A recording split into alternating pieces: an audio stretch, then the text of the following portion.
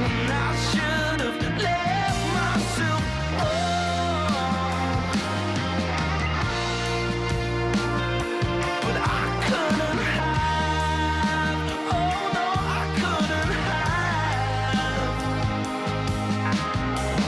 I always open my gut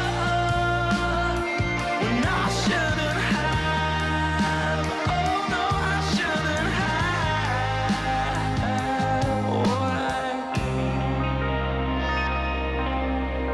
Yeah, of course. This is how we do things. But yeah, like you made a really good point. Like as soon as you acknowledge it, is it your job? Well, you're not qualified to, and that's not why you're getting paid. But like our job as a coach is people, and people are these weird creatures, you know. So that line's gonna have to be blurred more times than not. It doesn't mean that you break your own boundaries to help everybody else, because you know we've all done that. I'm sure you've done it. I would put in way too much work for these folks, and then be like, actually, if you figure out how much you're being paid, I was probably making less than $1 an hour of the amount of work I was doing, and then you don't sleep, and you know, captain goes down with the ship. But yeah, coaching is a strange thing. People have to come first, and to do that, you have to come first outside of the coaching scene. And people are strange. Yeah, I agree. Yeah, it's a really good point. I mean, the struggle that you're having with wanting to deliver for everyone that's relying on you, I think is a characteristic of like a high performing person or a really good coach. But then there's the added element of being able to, like you said, appreciate like your own sanity and focus on your own well-being so that you can continue to do that. And it can be in conflict with the original goal, because if you're thinking about yourself, you know, in a sense, you might be forcing yourself to neglect your clients or your friends or other people that you're coaching. So yeah, there's definitely a conflict there. That's pretty easy to recognize. Yeah, man. Like one of the first things I was ever given pieces of advice that was in the coaching scene. It's something that still haunts me, man. It is you can't save them all. And it really fucks me up. It's like being slashed by a knife. It's like it's not going to kill you. You're going to be okay. You're gonna end up cracking on, but it stings like a motherfucker. You're like, yeah, but my job is. It's like it doesn't matter. Yeah, like that horse is going to continually go astray, and it won't drink. It's like our job is to find more horses, I guess. Show them where it is. Maybe show them where it is a second time. And if they keep going astray, your energy has to be diverted elsewhere. Yeah, it takes two to tango, and you can only do you can only do as much as you can do. And as soon as neither of you are benefiting from the relationship, I mean, that's a sad place to get to, but it's a reality. And that's not to say that it's your fault or that's their fault or it's a mismatch or whatever, but if something's not there, if you're mature enough and experienced enough to recognize that neither of you are progressing, you can't, or whatever it is, then yeah, pulling the chute is hard to do, but it's probably for the best for both people involved, you know? Have you ever had to do that? You know what? Like so most of the coaching that I do now is like virtual and international and all over the world. And in my past life, I was face to face in person, like I coached Division I in the NCAA. And so you're there every day with your team, men's team, women's team, you know, workouts on the bus, traveling, competitions, talking about strategy, team meetings, like getting equipment, like you're there, like you're a team, you're a family, everyone's in it together. And so those are situations like I've never really given up on someone in that situation. I find it happens a little bit more now that it's like kind of running it as a business. It's a little bit more transactional, and you know, it's hard to get everyone on the same page. It's a very different mindset than in the past, where like we're all competing together as a team, and we've got this championship coming up, so we all rely on each other, and that's just like a never let go scenario. but now there's a different element to the coaching, and as much as I'm getting satisfaction out of it in the same way that I did before by helping people improve and getting to know people, sometimes things just don't make sense. Yeah. And you talked about investing, like how much, what you were paying yourself per hour if you actually looked at how much time you were putting into something. And that's a new calculus that I have to do now too. Because if the people that are committed and willing and understanding and want to learn are waiting for me while I'm on the other side trying to make sense of a relationship or a coaching dynamic that's just like too bogged down, then I'm doing that person a disservice. So lately, yeah, I have had to. And it never feels good. But once you start to dive into the positive relationships and get back into the like coaching dynamics that you have that are super healthy and that where there's a good synergy, that I don't know, the good feelings just come back. For sure, man. I think all we can focus on is the consistency. Mm, It's like, well, we're always going to be there. We're always going to be showing up. We say not the same thing, but we preach the same morals in a way, mhm. And it's like, well, usually those people that give you the cold shoulder and they're like, oh, fuck this person, like this Yeah, isn't working. They usually 5 months, 5 years, they'll come back and they'll be like, whether they come back to you face to face yeah, or you find out through someone else, they're usually like, oh, they're actually a pretty good guy, pretty yeah. good gal. Totally. Yeah, time heals all wounds, right? In perspective too, really, really can change things. So Yeah. it's interesting. I had one recently. Obviously, I'm not going to name names, but it was like super like intense person with like who vocalized like really serious ambitions and was like very open about how dedicated they were. And it was really exciting at the outset to be working with someone like that, as it always is. Mhm. And then, as quickly as they were in, like they were out. And it was just like essentially like a ghosting followed by a quick follow up by me and just like a litany of excuses that is, so it's almost like it was enough to say all the things that you want it to be, and then once you realized it wasn't true, it was my fault. And I don't know, like, whatever. I'm not a psychologist. I'm not a doctor. I don't know any of this stuff, but it just seemed like a self boost and then a utter defense mechanism.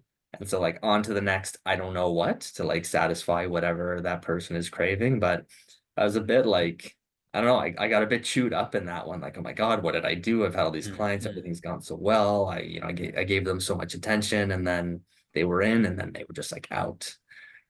So some situations you can't control, some people you can't understand, and it's probably the same vice versa too. So I'm not just saying it, it's all them. So maybe whatever it was that I was doing wasn't what they expected.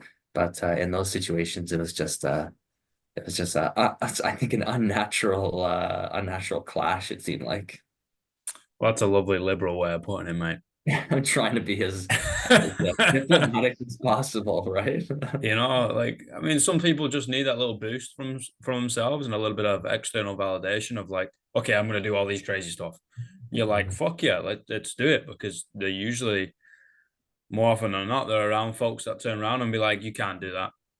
Yeah. Nah, you're a piece of shit. You'll never amount to nothing, right? So if they go to somebody like yourself where they're like, okay, I've got this crazy ambition, doesn't matter what it is. It could be like run 3K or it Hmm. could be run around the world, like whatever it is.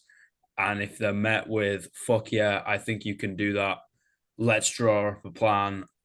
Hmm. It gives them a boost. They're like, oh, I'm actually kind of worth something. And I'm powerful. I can do something.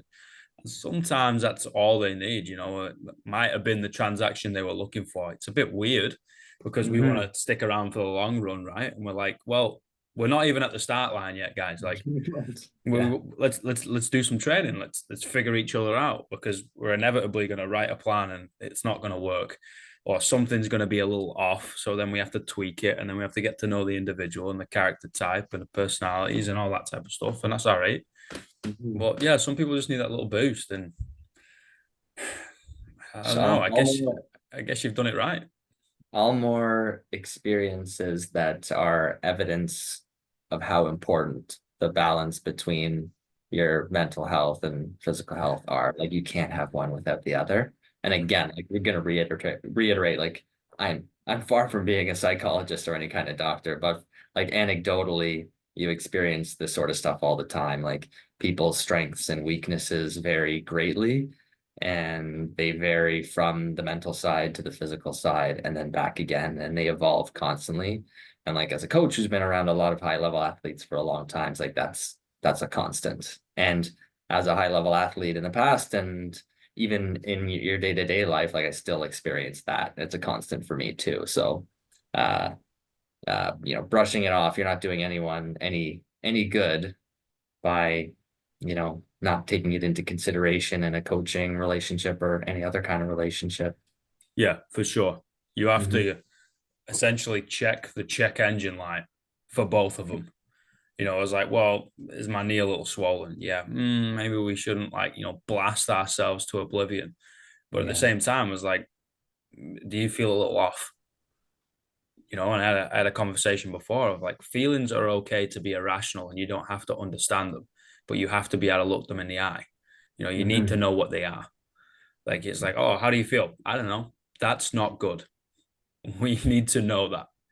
As an athlete coach relationship, as a friggin' human being, as somebody in or out of a relationship, we need to know how you feel. If not, you're an infant, unfortunately. I got not a theory, but I think most adults are still kids because they Yeah. don't actually understand themselves, and I don't think the maturation into this kind of adulthood. Your balls drop, you get periods, you get a little bum fluff on your chin. I don't think Yeah. that's the maturation. I think it's actually developing this character as well, right? You gotta figure that out. And we have those conversations with the Mm. athletes. When you've had um the honor and privilege working with athletes that just want to go sky high, they want to go Olympics, they want to go world champs. So everything needs to come involved. And fortunately for you and I, you a little bit more especially than me, but you rub shoulders with the psychologists,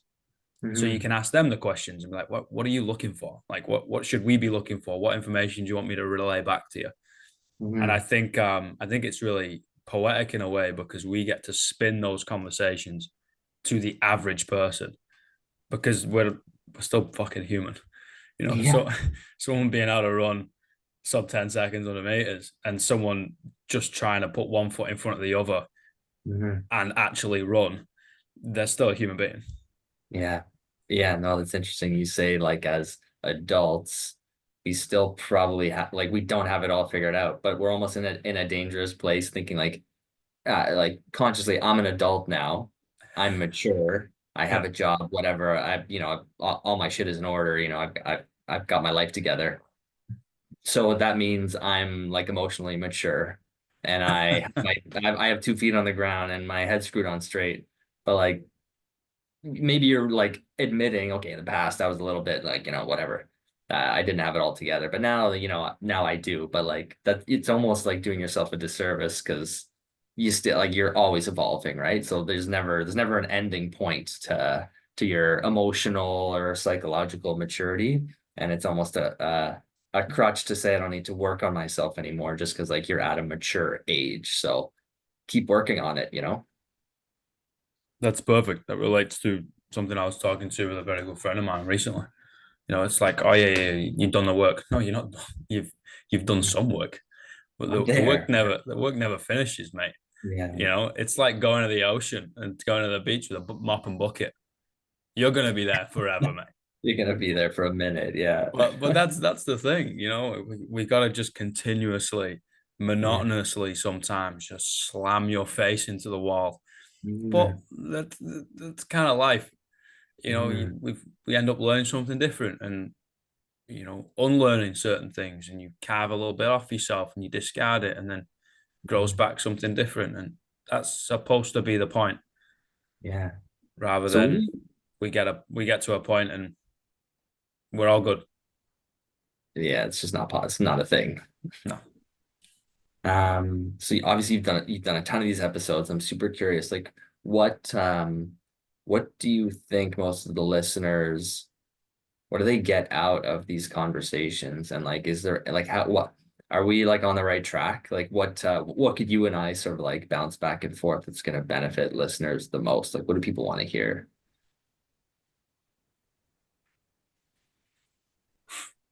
Yep. I'm First of all, putting you on the spot. Sorry. oh, no, sorry. Yeah. First of all, you got to ask them, Yeah. Okay.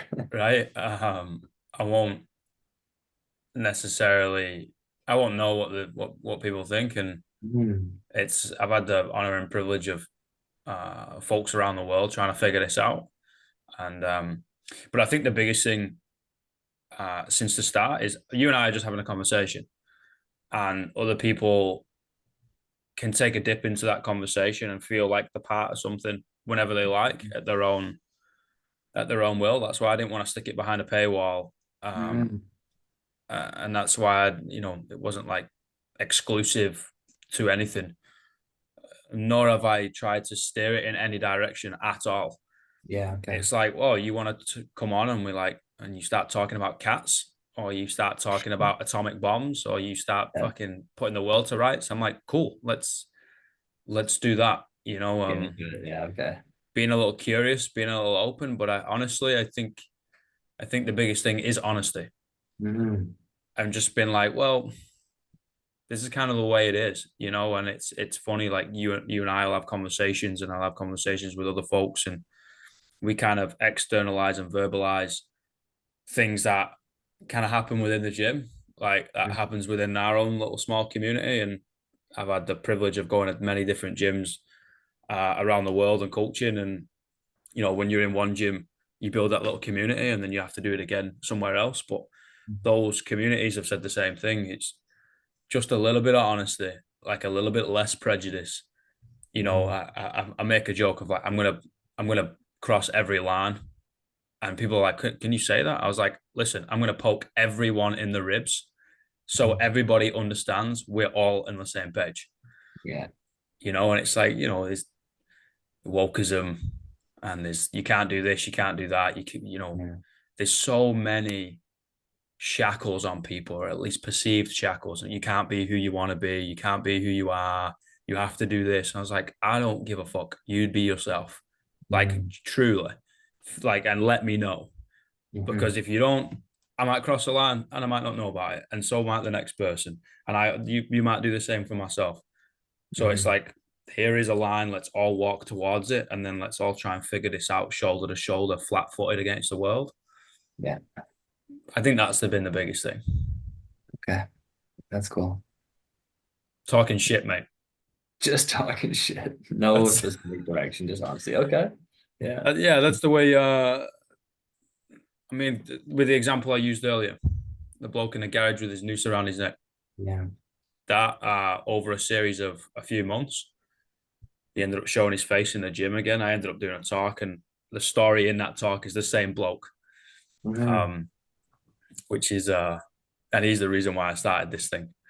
So, and I did tell him that a few years later, and he didn't actually know. It was rather funny. I think I hit just under 500 episodes before I even told him, oh, the reason why I do this is you. And he was like, go fuck yourself, no way. I was like, yeah, like, yes, literally, way back in the day, things got a little hit and miss. But yeah, we would just shoot the breeze, mate. Like, you get that little feeling between people. And you gotta vibe that, like, we're not gonna get into a serious conversation today. We're just gonna literally shoot the shit. And that is what both needs. Then that's what happened. Or he just turned around and was like, I'm really battling. I'm like, cool, this is where the conversation's going today then. Yeah. And I think that's it. I think that's the way it is. Just being a little honest. And guess what? We're still going to show up to work the next day. Yeah. We're still going to have to lay it down on the track and on the court, in life, in the gym, whatever. Like, we're all going to put our best foot forward.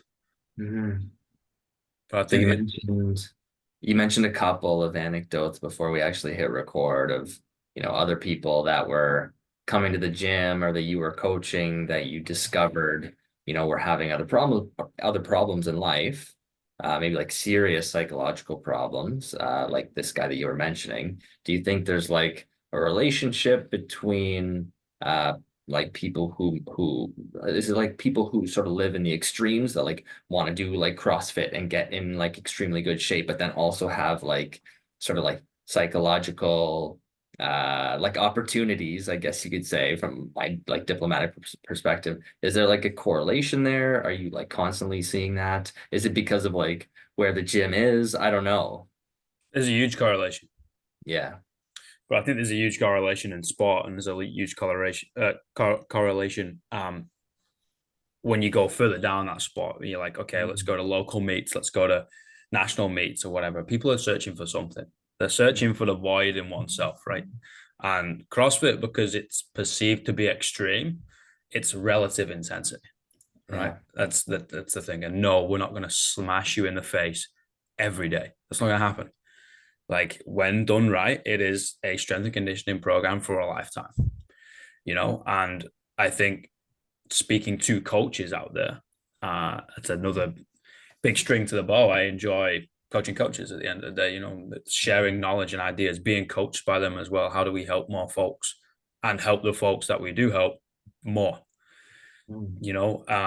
It's understanding the people, and we only know that character in one environment, the four walls of the gym, wall balls and burpees, a barbell, and like that's kind of it. I was like, do you know who this person is and why are they in here? Why do they look like they're going through some things, right? During a workout, you're like, oh, okay, well, their mom just got diagnosed with cancer, or they just went through a breakup, or they're going through a stressful time at work, or they used to be an addict. Very, very good friend of mine used to wake up with like 3 or 4 lines of coke. Next thing you know, over a series of many, many years, changed his life around, and now he's like a fitness addict. So you don't get rid of addiction, you replace it. And you need to understand that is part of your personality. And we also need to understand as coaches that could be part of their personality or our personality. Like I say, I don't work weekends because I will work 24/7. It will be 2 weeks and I will work 7 days a week and I'll pull 18 hour days. Yeah. And I'll be fucking miserable. But it's just like I have no off switch. It's like you need to understand that, and we need to understand that with other folks. And yes, there is a huge correlation, and I think you've got to go willingly together into the fray and be like, right, today we're going to chase the dragon. You're like, what do you mean? I was like, you are going to chase yourself because I know why you're here, and so do you. But you're just not going to tell me, and that's okay because we can talk about it later. Yeah. Like I find that, before mental health was kind of a thing that was thrown around, a term that was thrown around. It was maybe people's heads, right? Or we were called the crazies back home. They just got the crazies, right? And you saw a little bit of a correlation between when people walk in the gym and when people walk out of the gym. And they walk in the gym and they're miserable bastards and they don't want to talk to you. And it's like, I gave the example the other day of coaching a CrossFit class is like frozen Play-Doh, right? Try and make a shape out of frozen Play-Doh. You can't. It's fucking rock hard. But you just got to beat the living daylights out of it until it warms up, right? And then it's malleable. It's warm. But that's what people are like. Because they put a mask on, they got a wall up, and it's like, okay, well, here's a little bit of relative intensity under an environment which is controlled, so we can deal with anxiety and adversity in a controlled environment because I'm here to keep you safe. We go through that, mint. Right, what's the real issue? Yeah, frozen Play-Doh. I like Frozen it. Play-Doh. I'm gonna use that. I'm taking that with me. Just gotta beat it into submission, man. Honestly, I'm keying off of what you said about you don't fix addiction, you replace it. But I'm not the one that's gonna tell you what the definition of an addict is, but I understand like extreme personalities. Even today, like I'm not competing anymore. There's Mm. nothing on the calendar that I have to be ready for. I'm not coaching a team for a championship. There's no pressure to wake up, like to do anything. But whether it's because I got so used to being in a routine when I was doing that, or because I don't know, what the psychological, I don't know what the hormones are and all of that. I'm sure there's plenty. But if I don't run or do my workout in the morning, if I don't ride the bike, if I don't run, if I don't lift, if I don't do my circuit, I'm frozen Play-Doh all day, Oh, all man. day. Everything's just different. I don't sleep that night. But you know what? There's something about you don't like, well, for me, like I'll tell you what I get out of doing that sort of stuff. I bike a lot now. Still run a lot, but I'm not able to push as hard because I'm a little banged up from all of the miles that I put in. Like when I was younger, trained very hard. So I bike a lot, and most mornings, and this is what I used to do when I was running. Most mornings, I have the opportunity to like really push myself. And like you said, like you don't chase the dragon every day, but on the day that you decide to, you're really like you're not just pushing yourself for the sake of pushing yourself, like exactly like you were saying, like you're going to chase yourself today. Like you build up this thing in yourself and create this moment where like you're essentially about to define yourself. Can I do this? Binary, yes or no. You look at the workout. If you're taking a test, an endurance test on the bike or whatever it might be, I find it so exciting. Yeah. And in in the middle of a CrossFit workout, in the middle of a running race, cycling race, test, whatever it is, you'll be confronted many, many times with the opportunity to just stop. And every time you make the decision not to stop is like taking a step forward, taking a step forward.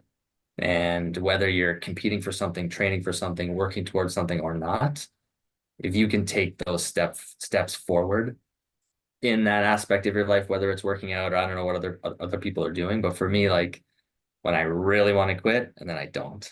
And in the same session, I really want to quit again and then I don't, and then I don't, and then I don't, and then I succeed.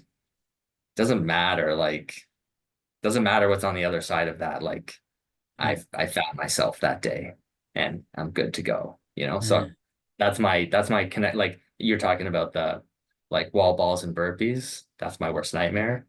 Uh, but that's my equivalent, I would say. Mm. Mhm. Like people ask me like why do you run for so long? People ask why do you run?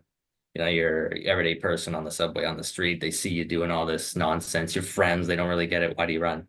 It's because most days I get to challenge myself with that decision. Am I going to quit? Yes or no?